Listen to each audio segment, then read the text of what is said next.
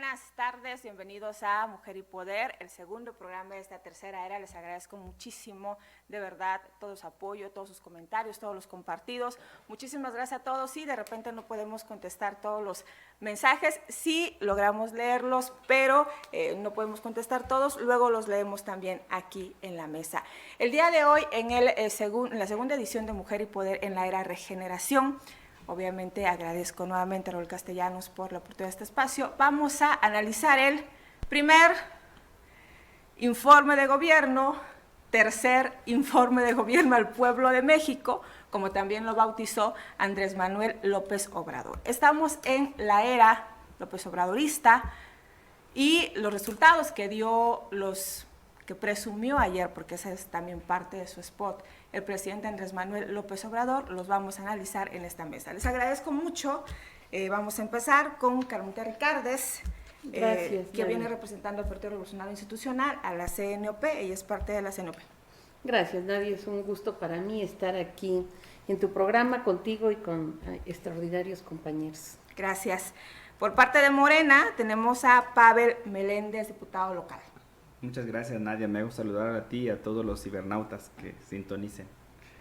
También tenemos a Raimundo Carmona, un conocido bastante de Mujer y Poder y de los canales en los que está servidora, porque los posicionamientos de Raimundo y del PRD son puntuales y tiene muchos fans, Raimundo. En contra, pero bueno, pues muy buenas tardes. Compartir esta mesa es un verdadero privilegio, es una virtud. Y bueno, pues haremos lo posible por estar a la altura de las circunstancias. Gracias, Nadia, y gracias a Pavel, a Carmelita y obviamente aquí a Alcántara, ¿no? Agradezco también mucho a Carlos Alberto Moreno Alcántara, representando al PAN, ha sido diputado local, ha sido presidente estatal del PAN, ha sido funcionario público. Gracias, Carlos. Al contrario, Nadia, muchas gracias y qué placer poder compartir con el auditorio, sobre todo, y desde luego con tan distinguidos compañeras y compañeros militantes de diversos partidos. Bien, esperamos posicionamientos fuertes. Ustedes saben que ese es el estilo de este programa, pero los voy a dejar que ellos solos prácticamente hagan esta mesa. Vamos a empezar con un primer posicionamiento. Tienen 2 minutos cada uno. Sí me gustaría empezar, porque el de Morena únicamente es Pavel, con los demás para que eventualmente él dé la respuesta. Empezamos, Carmelita. Sí. Bueno, pues primero me parece que desafortunadamente a quienes tenían las expectativas de que iba a ser algo distinto, pues se encontraron con más de lo mismo. Y bueno, muchos, aunque no votamos por Andrés Manuel, esperábamos que como lo prometió y como lo comprometió, hubiera ido a rendir su primer informe de gobierno ante el Pleno del Congreso y hubiera escuchado también las voces disonantes desde la oposición para que como un buen gobernante hubiera tomado nota de las sugerencias, de las críticas y de los cuestionamientos de los partidos en oposición. Sin embargo, vimos más de lo mismo, vimos que simplemente dio un mensaje político. No se puede decir que fue un informe, puesto que no había gran cosa que informar. Afortunadamente y desafortunadamente al mismo tiempo vemos todos los días la debacle que ha sido estos primeros 9 meses de gobierno, y él lo ha intentado disfrazar y, como vemos, también ha engañado con la verdad. Dijo, por ejemplo, que ya no se usaba más el avión, cuando que el caso no es si se usa o no, es que el pueblo de México estuviera ahorrando, y ahora sale más caro que no use el avión porque gastan muchísimos en vuelos comerciales y en tener el avión estacionado. Vemos que creció la inseguridad, vemos que la gente perdió proyectos y políticas públicas en beneficio de las mujeres, de los niños, de los enfermos de cáncer, de los enfermos de SIDA, de las becas para los jóvenes. Es decir, lejos de que ganaran algo, pues están perdiendo. 15 segundos. Entonces, me parece que fue más de lo mismo y es muy lamentable que no haya cumplido con su compromiso de presentarse ante el Congreso y escuchar las voces disonantes como él ofreció y lo exigía. Gracias. Raimundo. Bueno, pues no es un informe. Yo quiero recordar una frase de, por cierto, muy vapuleada del señor expresidente de la República, Enrique Peña Nieto, cuando dice, llega a Oaxaca en época de crisis de los sismos de 2017, faltan 5 minutos, no, menos 7, ¿no? Ayer decimos, no va a ser el primer informe, no, es el tercero, ¿no? O sea, hay una confusión brutal, más allá si dio informe el día que los 100 días y después de cuando ganó y ahora, ¿no? Entonces puede haber un cuarto, un quinto, un sexto, los que se le ocurra. Ayer fue un vacío absoluto de información que necesitamos los mexicanos, pero no los que podemos estar en contra de su política, lo necesitan todos. Queremos cifras, queremos resultados y no se está dando. Y alguien podría citarnos aquí, decir, es que apenas lleva 8 meses, sí, pero Andrés Manuel tiene 18 años conociendo el país, sabe las cifras, conoce perfectamente el país, rincón por rincón, se le reconocemos. Entonces, ayer no fue ningún informe, como se ha citado, fue una rueda de prensa en VIP. Ahora sí, le vamos a decir, fue una rueda de prensa, como él le llamó, FIFI. No fue un informe al pueblo, no violentó el artículo 69 de la Constitución Política, que todo presidente indica tiene que estar en el Congreso presentando el informe. Inclusive, sus mismos diputados hicieron alusión a que ignoró el Congreso, situación que me parece no debió haberla hecho, y yo no creo que estén de acuerdo los de Morena con que haya violentado lo que él siempre dice, hay que respetar la Constitución. Sí ha dicho al diablo a las instituciones, pero bueno, pues ojalá no se vuelva a repetir. Máxime que Andrés Manuel es muy elocuente diciendo, pues es que el pueblo y el pueblo, pero ayer dejó de un lado al pueblo y solamente a los dueños de la mafia del poder entraron a Palacio Nacional, ¿no? Gracias, Raimundo. Carlos, primer apunte. Bueno, me llama mucho la atención el formato del informe. Yo creo que más allá de lo que diga y que sin duda va a haber un debate entre los logros que pone en la mesa el presidente, que desde luego los va a defender el diputado Pavel, la crítica que pudiéramos hacer, pero eso yo creo que lo pondría un poquito en un segundo o para otra cuestión. Yo creo que aquí en el fondo hay dos cosas que me parece, y retomando lo que dice Mundo Carmona. En principio se aleja de una posibilidad de diálogo entre el legislativo y el ejecutivo. O sea, yo no digo que no cumpla la ley, finalmente el formato está ahí y ya lo señaló y se cumple con la ley, pero me parece que tenía la oportunidad de ahora sí, en un cumplimiento republicano, establecer un diálogo entre el Congreso y el Ejecutivo para poder establecer, escuchar las posiciones e independientemente de cualquier situación de que se tenga que defender por parte de la mayoría y la crítica que se tenga que hacer por la oposición, me parece que hay un desperdicio en ese sentido. Yo creo que yo lamento esa parte en la cual no hay un diálogo efectivo con el Congreso. Él llama informe de gobierno a una convocatoria y yo creo que deberíamos de revisar quiénes acudieron a Palacio Nacional. A Palacio Nacional acudió los mismos privilegiados de toda la vida. Es clase política, son funcionarios de gobierno, es el empresariado, esa mafia del poder que está ahí, y a ellos se dirigió. Entonces me parece que es muy interesante el observar que no hay una nueva manera de ver las cosas, sino que es a la misma clase dirigente y privilegiada a la que se dirige el presidente, y hay un desprecio, un menosprecio al Congreso para establecer un diálogo. Y bueno, me parece que el contenido temático de esto son las dos cosas que yo debería destacar, independientemente, y dejamos para la siguiente exposición el contenido lo informó, pero destaco ese menosprecio al Congreso y esa exacerbada atención a lo que él ha llamado la mafia del poder, que son los mismos privilegiados a los que se dirigió en Palacio Nacional. Gracias, Pavel. Pues la postura de del PRI, del PAN y del PRD coincide en que básicamente no hubo nada que informar, un poco el asunto de la hipocresía, quienes estaban en primera fila, la mafia del poder. ¿Cuál es tu primer apunte, Pavel?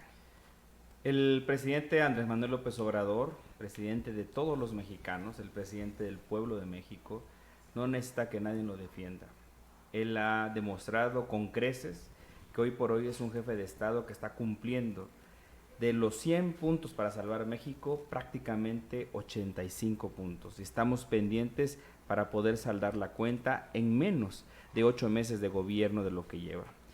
Aquí hay mucha hipocresía, Nadia, auditorio, porque quien cambió el formato del informe presidencial fueron ellos, propuesta del Partido Acción Nacional, apoyada por el PRI y respaldada por algunos diputados del PRD en el año 2007, cuando la primera vez Juan Camilo Muriño, que en paz descanse, entregó el formato presidencial en su informe escrito como secretario de Gobernación. Ahora queremos que se regrese como debe de ser. Estoy consciente que debe haber un cambio de formato, pero sobre todo rescatar el sentido republicano que debe tener el informe de gobierno a los mexicanos. El tercer informe que da el presidente al pueblo, primer informe formal ante el Congreso, obedece de que hay ahora un cambio de régimen, y eso es algo que no les gusta a la mafia del poder. No les gusta que haya más de 7 millones de estudiantes que tienen apoyos directos, no les gusta que haya más de 8 millones de personas con la tercera edad que tienen una pensión garantizada, no les gusta que estemos dando más de 200,000 becas en todo el país, no les gusta que subimos el salario 16%, en casi 40 años el régimen anterior no había subido el salario mínimo, y este nuevo régimen, la cuarta transformación de la República, subimos el salario mínimo 16%, se controla el gasto público. 15 segundos. Se controla el gasto público con la nueva ley de austeridad republicana, hay control de la inflación, y hoy por hoy vemos que la Bolsa Mexicana de Valores por tercera jornada ha ganado en este país. Yo creo que hay más que comentar, Nadia, pero lo dejo aquí como un primer apunte. Gracias. Bueno, Pavel, Andrés Manuel está cumpliendo, dices, el cambio de régimen, que sí me gustaría que pudiéramos abundar en qué opinan ustedes acerca de este cambio de régimen, un poco también Pavel nos especifique de qué se trata exactamente el cambio de régimen, las pensiones, las becas, los salarios, la austeridad, el control de la inflación, son muchos los temas que tocaste, Pavel, alguno que no tocas el tema de la salud, pero imagino que también lo van a tocar aquí y hay que revisarlo.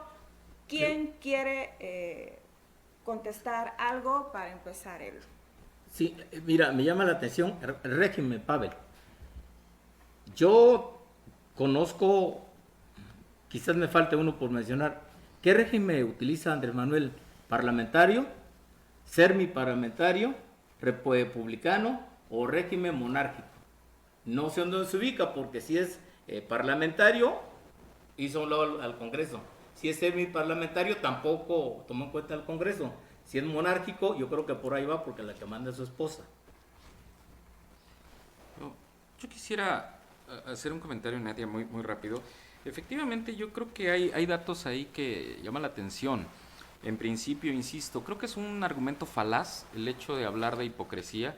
Y yo insisto, si la hipocresía es la herramienta de hablar de quien se opone, es la injuria la que viene desde el gobierno. Entonces me parece que bajo esos elementos falaces no podemos construir un diálogo. Aquí lo que me parece muy importante es que cuando se habla de un cambio de régimen, exactamente a qué nos referimos.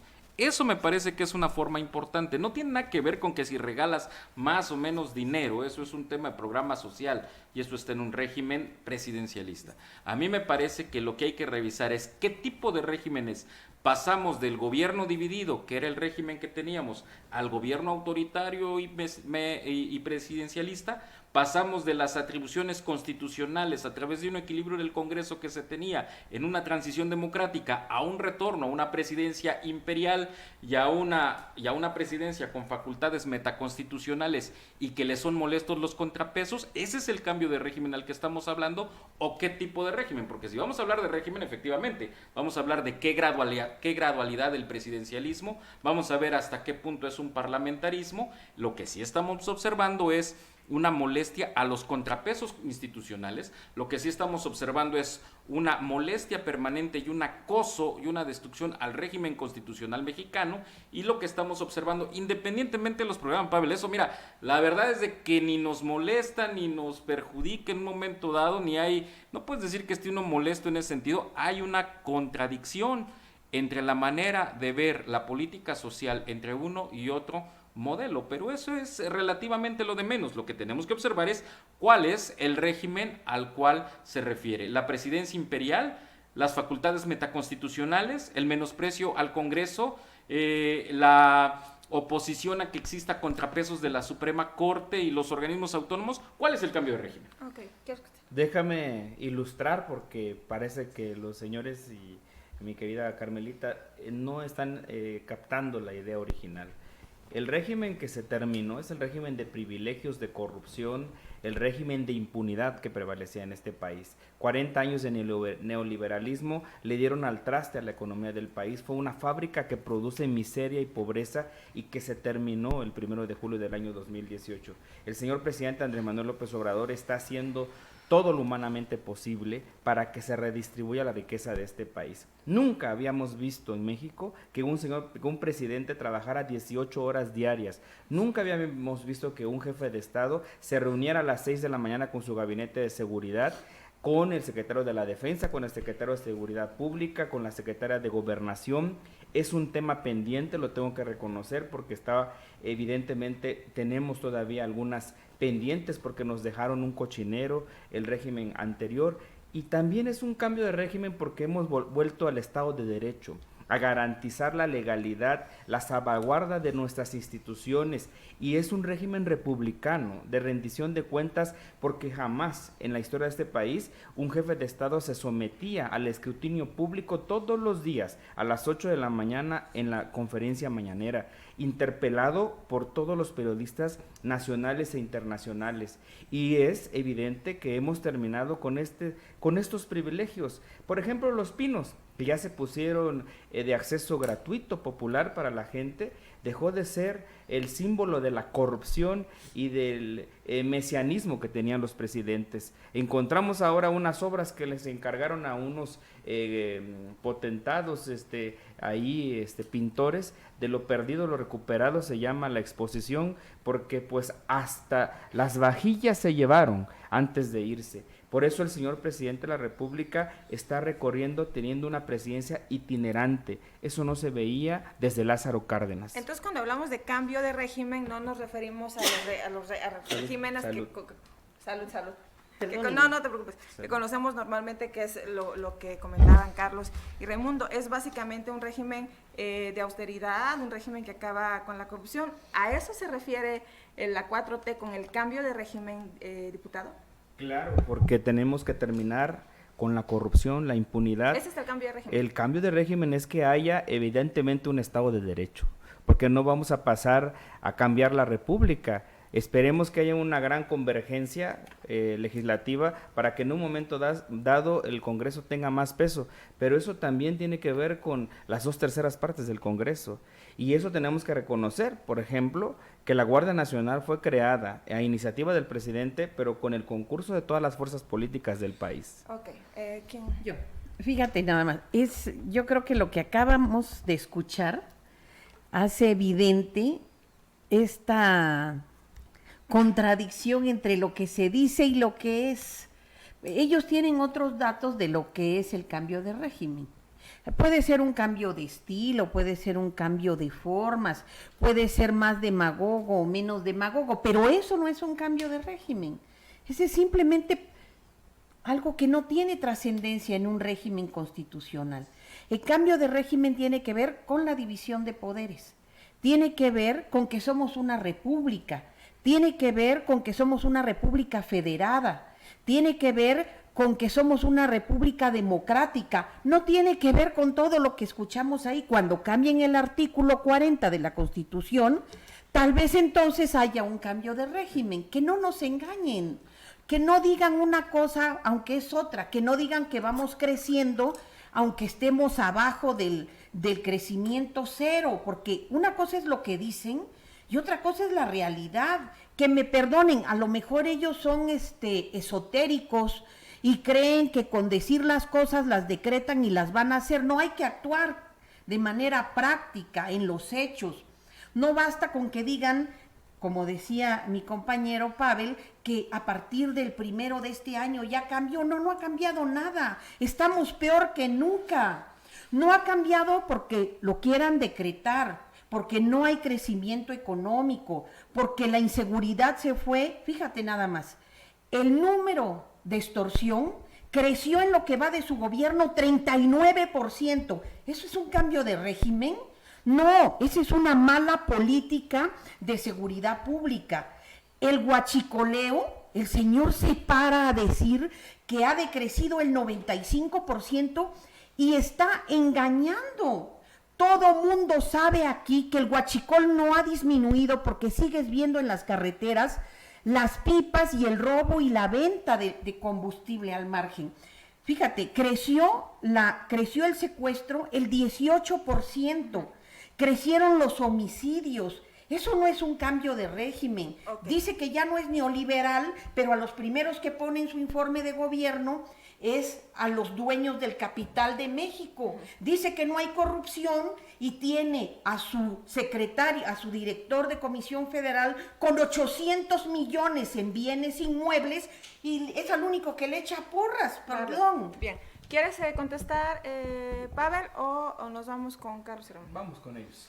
Bueno, me parece que es muy importante que vayamos poniendo las cosas como son. Y en ese sentido, creo que hay una convocatoria importante del presidente en razón a definir que su lucha es contra la corrupción y contra la impunidad. Eso está muy bien. ¿Quién puede estar en contra de ello?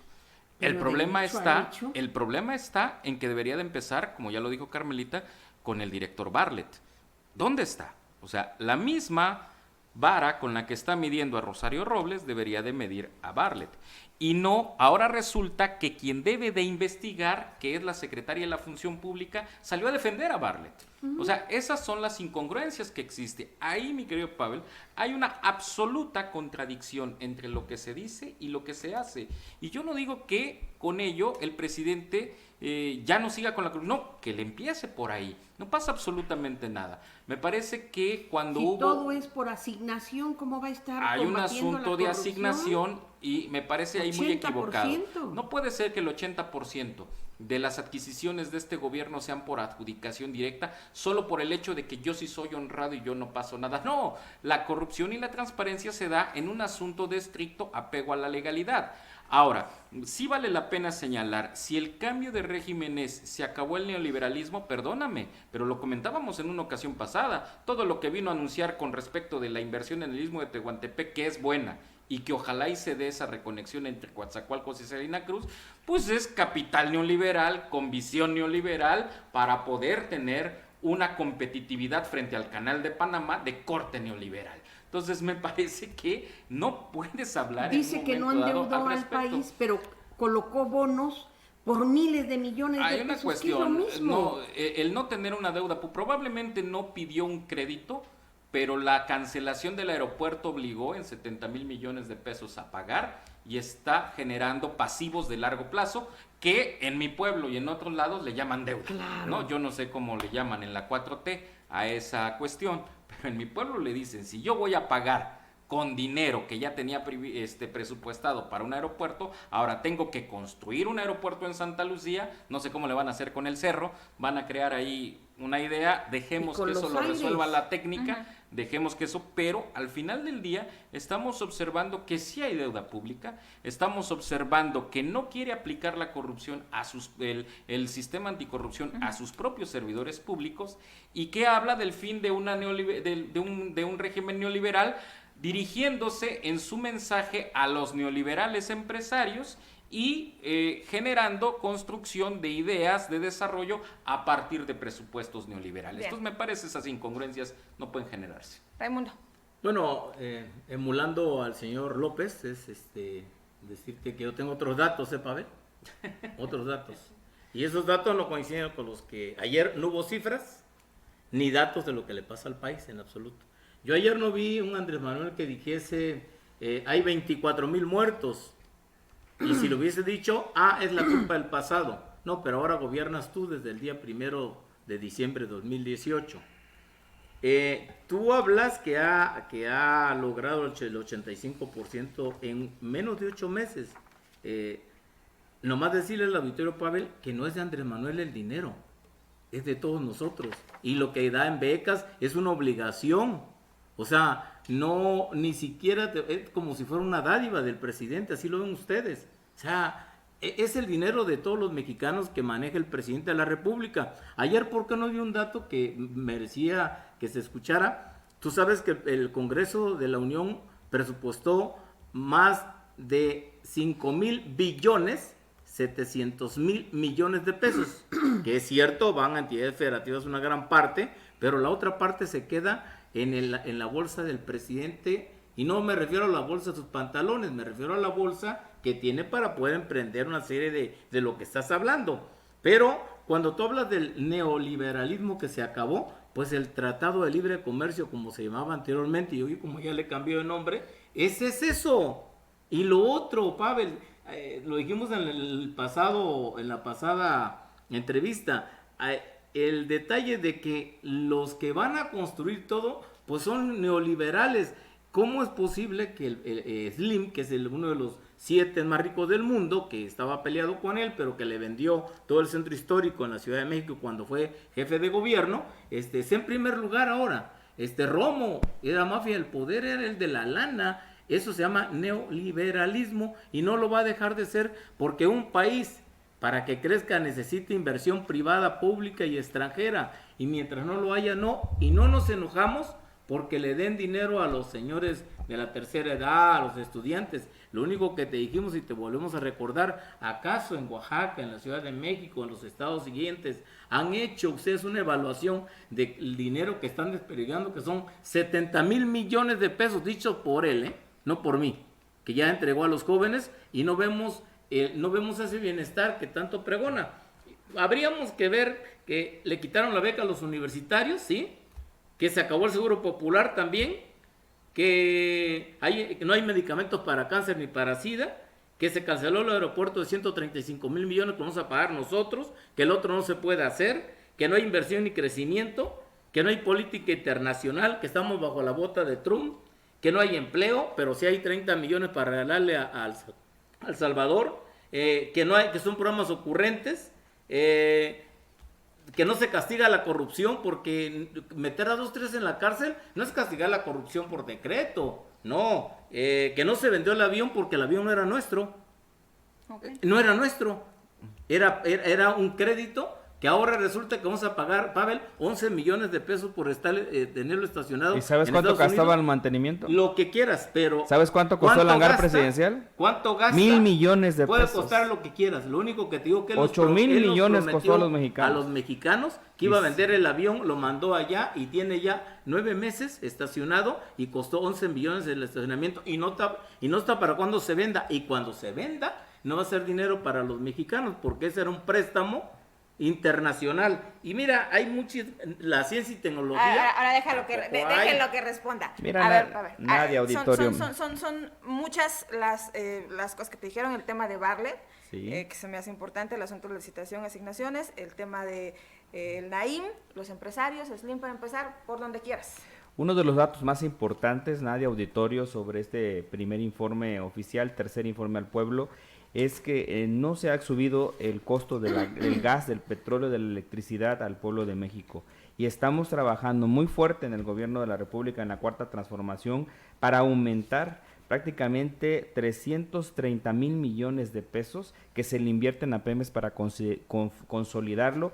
Estamos reestructurando la refinería de Salina Cruz, Antonio Dovalí Jaime, y también la de Minatitlán en el istmo de Tehuantepec, para poder producir más energéticos y dárselos más baratos a la gente del pueblo de México. Se ha aumentado el 7% de las reservas internacionales, más de 4,000 millones de pesos. Ha habido un aumento de las remesas que mandan nuestros paisanos, 3,203 millones de pesos aumentaron en un solo trimestre. Quiere decir que hay confianza en el país. El Instituto Mexicano del Seguro Social nos da un dato de 300,000 nuevos empleos generados en este primer trimestre del país.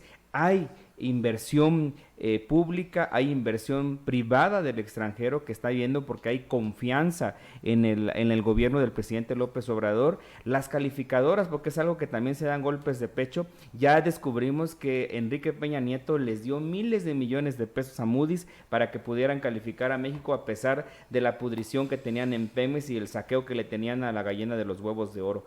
Y no es cierto que se dan adjudicaciones directas, hay licitaciones legales, como lo indican las leyes en la materia, y hay de alguna manera también parte de lo que compiten los propios empresarios. Evidentemente lo que quisieran escuchar de nosotros es que vamos a instaurar un régimen comunista y que López Obrador come niños en caldo, yo no sé qué quieren decir, pero no podemos nosotros darle la espalda a los empresarios mexicanos. Pero eso sí, porque hay que recordárselos aquí en la mesa, cuando se firmó el Pacto Oaxaca, que además eso hay que celebrarlo, Nadia, estaba la CONCAMIN, y nunca hemos visto que un presidente de la República les diga a los empresarios, tenemos 4 acepciones para poder trabajar el crecimiento de este país, porque el crecimiento de México económico no se puede dar si no hay desarrollo. Les dijo, primero tiene que crecer la economía popular, la del pueblo. Segundo, tiene que haber inversión pública y debe de reducirse el gasto oneroso, por eso debe de haber una política de austeridad republicana, por eso se puso a la venta el avión presidencial. Les duele que el señor presidente Pero viaja no se ha con el vendido. pueblo, se va a vender y además pues ya está llevan a la un venta año y por, no lo por las venden. propias agencias de las Naciones Unidas. Y No lo también, pueden en tercer vender. lugar, la inversión privada, porque es prácticamente retornar a la inversión tripartita, donde los pueblos y comunidades indígenas también tienen que tomarse en cuenta, y no había un presidente que se los diga, era un comité al servicio de unos saqueadores el gobierno de la República, y ese es el cambio de régimen, Nadia, lo que estamos haciendo. Les molesta que hemos terminado con la impunidad y que nuestra SAR anticorrupción, que es la secretaria de la Función Pública, nuestra amiga Irmeréndira Sandoval Ballesteros, que está haciendo un importante trabajo ¿A qué en te la refieres función cuando dicen pública, ¿Esposa de quién es? pues eso no tiene nada que No, ver. no, pregunto, Tú ¿esposa de también quién tienes, eso no tiene que No, ver. no, ¿esposa de quién es? ¿Si tiene el Del- nepotismo? No, no hay nepotismo. ¿Esposa de quién es? De un gran académico de la UNAM, John Ackerman. Y eso no tiene nada que ver. No más. A ver, pero dime, ¿qué tiene de malo, Tiene Raimundo, mucho que ver, que tanto alguien que esté criticó casado con Andrés alguien? Manuel, que alguien. No, eso es Es que eso lo discriminatorio. lo Eso, detrás- eso sí no te lo, No, no claro, te lo acepto eso porque se es llama amnesia discriminatorio. política. No, Oye, es ciudadano mexicano, No, por ciudadano. naturalizado mexicano, y es un alto académico calificado de ¿Quién la sabe UNAM. hasta dónde sea Y tan es un alto? buen Porque Yo lo he escritor. visto que no es tan alto. Diputado, Yo pero no- preguntarle, por ejemplo, acerca del asunto de Bartlett. El asunto de Bartlett. Sí, a eso iba yo, pero acaba me de hablar. interrumpieron. Adelante. Sí, porque es importante también señalar que el licenciado Manuel Bartlett Díaz ha contribuido para también este cambio de régimen. Y se vale rectificar, porque es de sabios cambiar de opinión. Si el licenciado Va a Andrés, regresar los si el licenciado Manuel Bartlett Díaz cometiera un delito de cualquier naturaleza en este momento, será procesado sin ninguna consideración.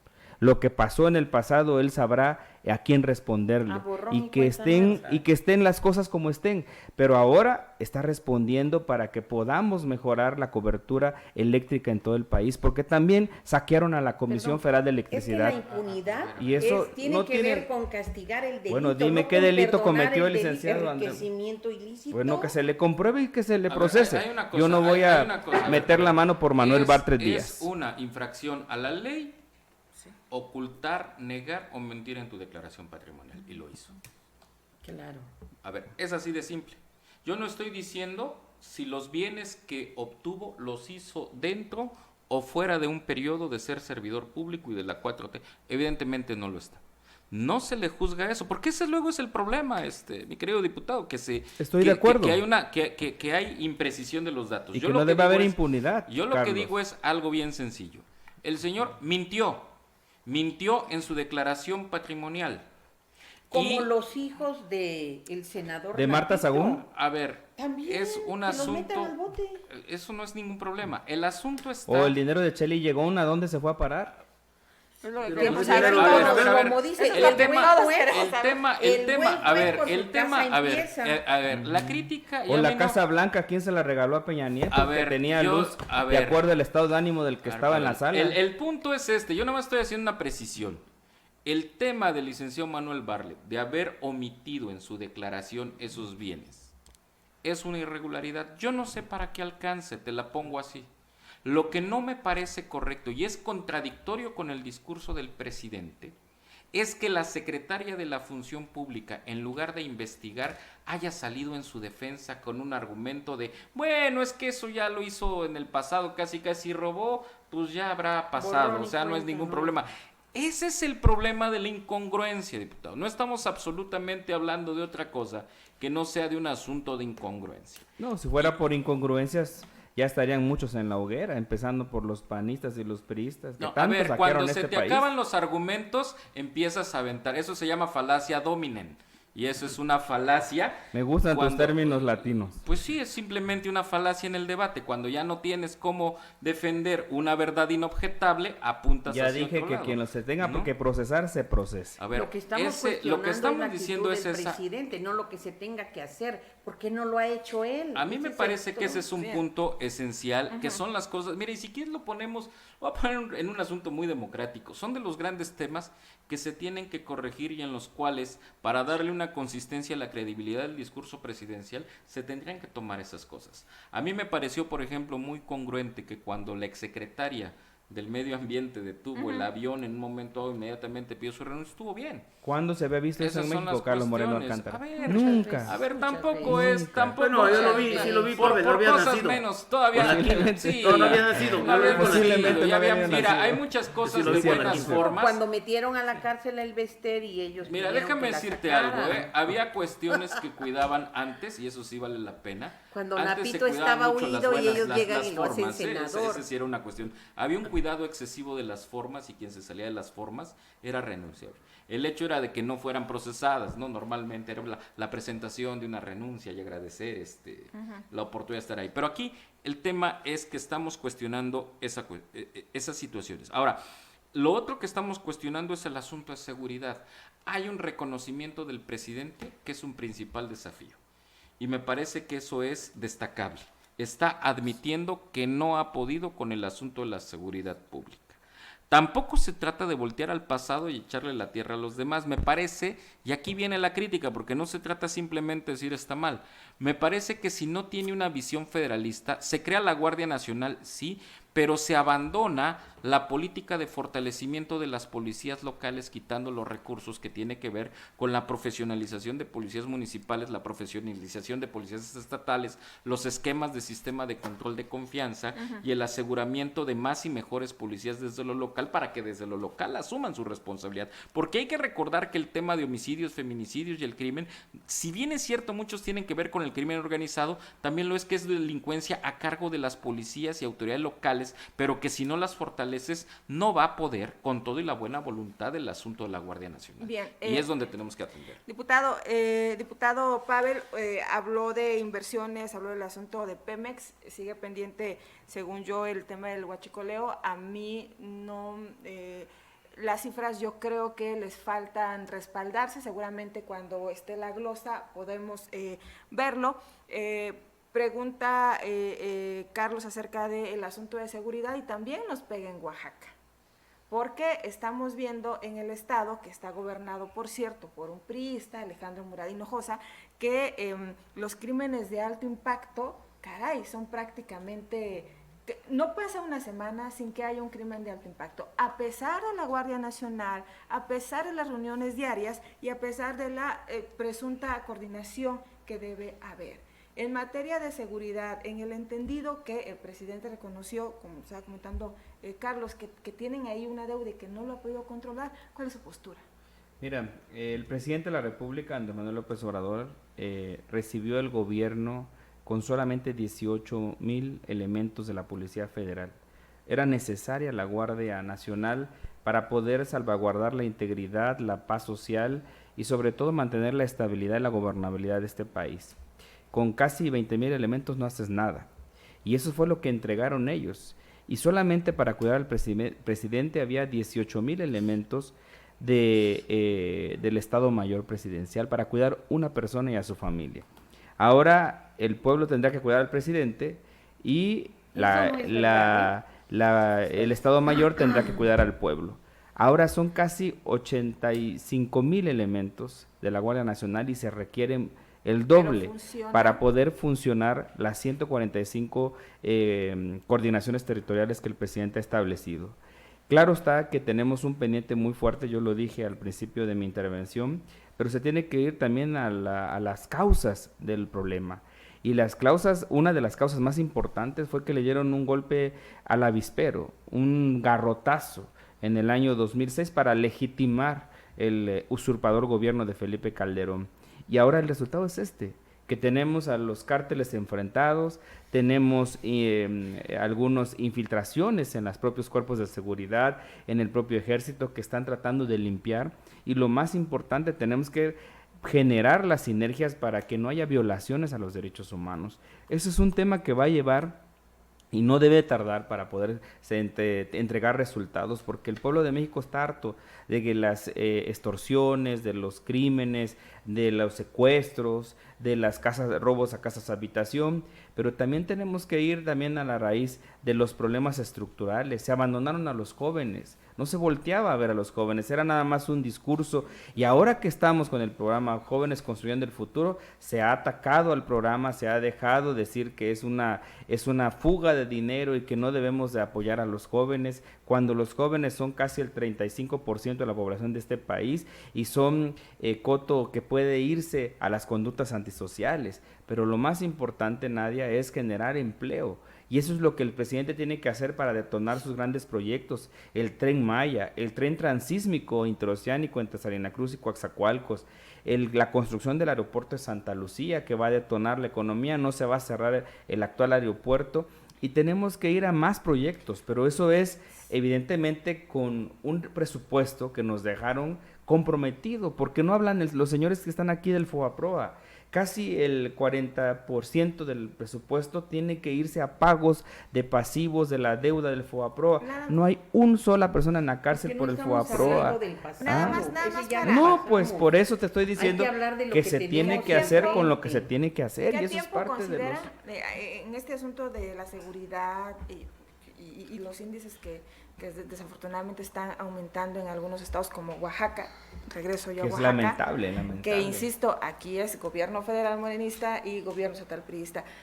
¿Tienen ustedes algún tiempo en el que consideren que se pueda dar resultados? Porque de Andrés Manuel, del presidente, no hemos escuchado fechas. Hemos escuchado sí pronto, sí necesitamos más. ¿Ustedes tienen esa consideración? Yo sería irresponsable en darte una fecha precisa. Tiempos. Con lo poco que yo he platicado 2 años. con Alfonso Durazo, parece ser que están programando ellos que en el año, a finales del 2020, estén dando los primeros grandes golpes, pero tiene que trabajarse desde ahorita, no tenemos que esperar esa fecha, y ellos están trabajando a marchas forzadas. Muchos jóvenes, mujeres y hombres, están inscribiendo a la Guardia Nacional porque además estaban mal pagados.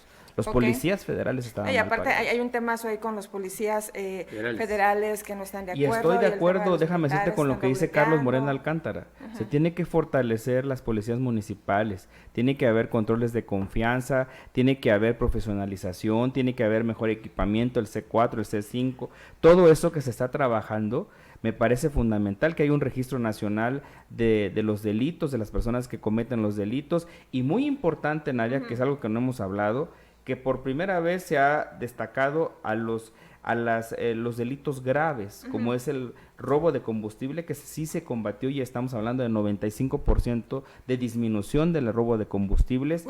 Evidentemente también la corrupción, Nadia. Desde el año 2004 hicieron la reforma estos señores para dejar de considerar la corrupción como delito grave. No estaba considerado en este país. Bien, la verdad es que me llaman, tengo que decirlo, mucho la atención las cifras. Yo sí creo que necesitamos un respaldo para revisarlas. Sin embargo, ya lo veremos en la glosa, ya lo veremos cuando tengamos el informe que se entregó más bien en el Congreso, Carmelita. Mira, imagínate al presidente diciendo que este país ya cambió. Este país no ha cambiado. El Ministerio Público sigue siendo tan corrupto como ha sido siempre. La corrupción sigue habiendo como siempre ha habido.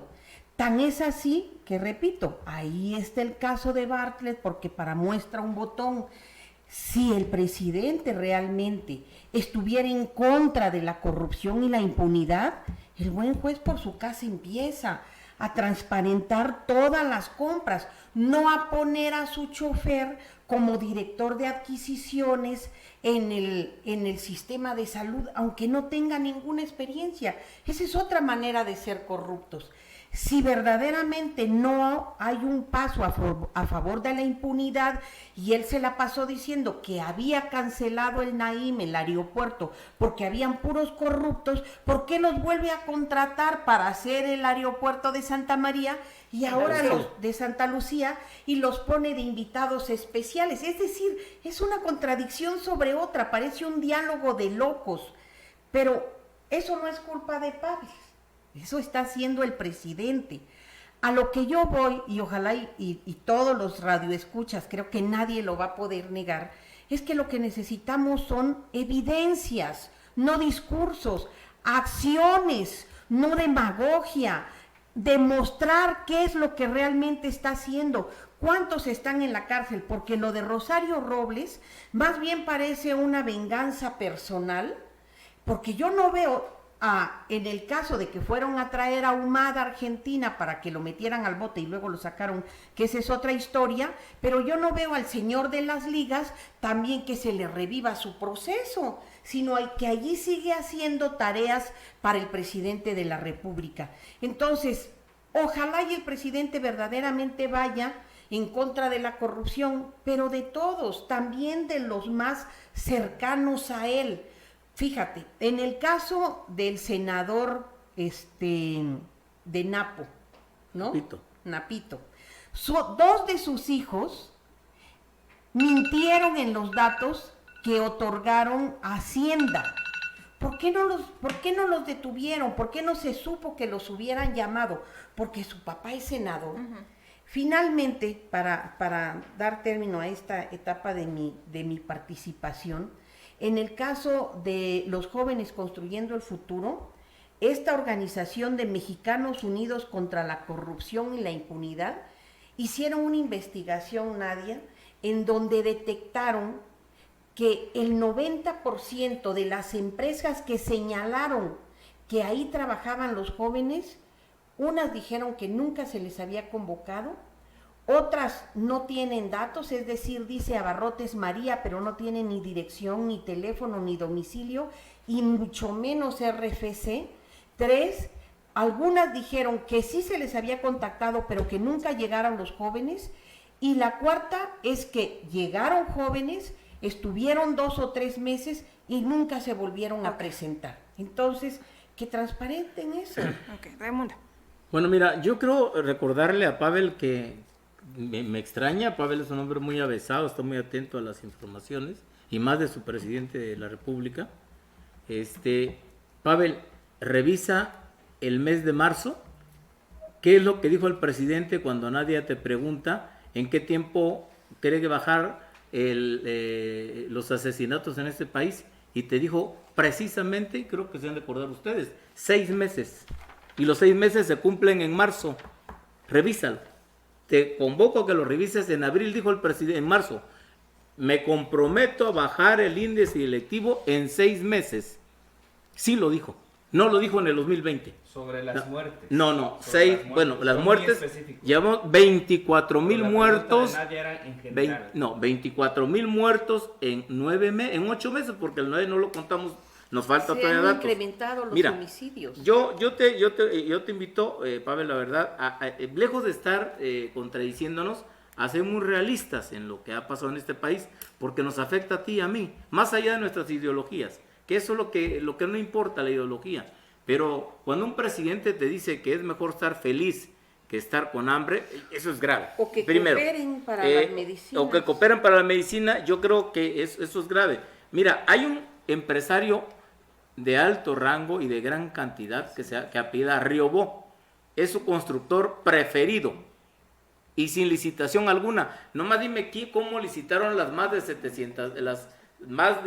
700,000 o 700, no recuerdo el nombre, me equivoco, pipas. ¿Cómo la licitaron? Nunca la licitaron, jamás. Las compró por la emergencia y se le tuvo que pasar. Sin embargo, el huachicol, te guardo 2 datos que te van a poner la carne de gallina, ojalá no transite seguido para México. Exactamente en Río Frío, y te doy datos, el día viernes por la tarde, 5 de la tarde, estaban pasando la gasolina de un carril a otro, y te hablo de no más de 100 bidones de gasolina robada de un lugar a otro para un tráiler, con la Policía Federal cuidándolos. Entrando a México, Nadia, nosotros no teníamos placa, íbamos al Congreso Nacional. Como ya se acabó la corrupción, seguramente nos van a detener porque el carro no traía una placa. ¿Cuál fue lo primero que dijeron? Móchese, jefe, 2,000 varos. O sea, y tú vas a decir, bueno, pero es un tránsito. Sí, pero Andrés Manuel dijo, por decreto se acabó la corrupción. Entonces, hay cosas que la Esa verdad... es la herencia de Mancera Sí, que nos puede dejaron la Ciudad de ser México. que sea herencia, pero ya no debería seguir. Porque Pero tú mismo también dijiste es y él de dijo, Morena. la herencia No, se acabó. Mancera es el coordinador de los senadores del PRD. Sí, pero tú dijiste que ya se había acabado. Ladrón y trans. Y a ver, dos cosas que te voy a proponer.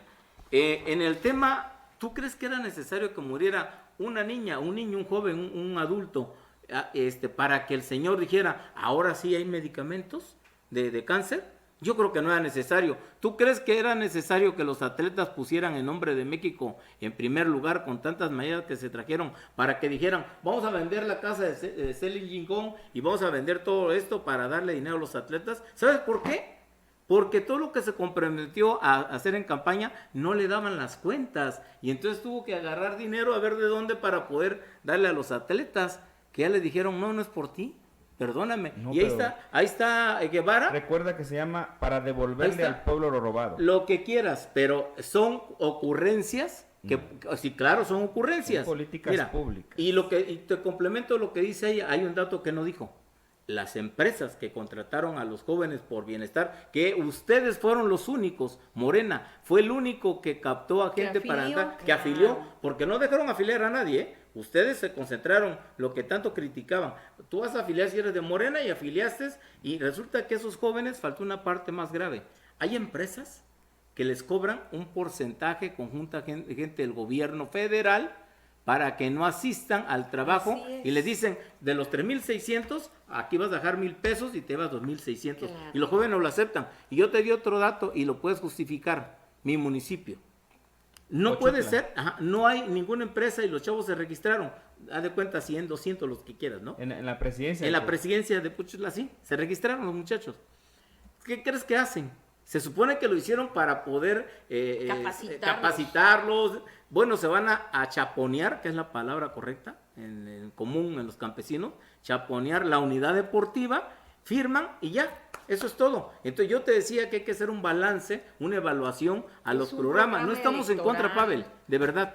No estamos en contra, no, porque sería una locura. Ahora, si el dinero que le van a dar a la señora, a la señora de la tercera edad, para mantener a los niños que quitaron las estancias infantiles, ¿le va a funcionar? No funciona. Entonces, son No cosas, es una Pavel, que política pública. nosotros no estamos en contra de que se dé dinero a los pobres. Lo que estamos en contra es que eso no está aterrizando en el bienestar que tanto decía Andrés Manuel. Bien, Esa es mi opinión. nos tenemos que despedir y le voy a dar a cada uno, y aquí sí es Ahora sí, al revés. tiempo exacto, 1 minuto 15 segundos. ¿Quién quiere empezar? ¿Quién quiere Ok, empezar? Bien, me parece que ahí está el informe. Falta que haya la glosa. Me parece que eso es lo más importante. El Congreso de la Unión, los diputados tendrán que hacer lo propio. Esperemos que ahí sí vayan los servidores públicos y no rehuyan como el presidente al diálogo parlamentario. Yo creo que hay cuestiones que muy valiosas que rescatar en cuanto a que hay una muy clara identificación de los problemas que hay que atender, como es el caso de la seguridad. Me llama la atención la carta del gobernador Francisco Javier García Cabeza de Vaca de Tamaulipas, que ha bajado los índices de seguridad y que lamentablemente no ha sido apoyado. Ahí está la carta en Twitter del gobernador al presidente de la República, lo cual me parece que es un uso faccioso, discriminado por esa falta de visión republicana que tiene el presidente de atender sin distinción partidaria. Si hay una cuestión selectiva en ese sentido. El gobernador de Tamaulipas, que ha hecho un esfuerzo importante y que, por cierto, dijera Pavel, es de los que también arrasó, pero del lado del PAN en materia electoral, ¿no? Entonces, tal vez, como en las propias palabras de Pavel, tal vez ahí sí estén más molestos que la 4T no pueda pasar y pretenden castigarlo con una falta de atención al problema de seguridad pública. Me parece que hay cuestiones que atender en el caso de salud. En el caso de la economía, la austeridad republicana no puede traducirse en ineficiencias que causen la vida de niños con cáncer. Eso me parece gravísimo. Pasamos de la austeridad republicana a la criminalidad por omisión. Y finalmente yo creo que vale la pena atender a los nuevos retos que tiene el presidente, pero sobre todo creo que hace falta un gran esfuerzo de unidad nacional, no dividiendo más al país entre buenos y malos, y convocar a todos los sectores que tienen que ver principalmente con gobernadores, presidentes municipales y todo el estado para poder generar mejores condiciones en estos rubros. Gracias, Carlos. Carmelita.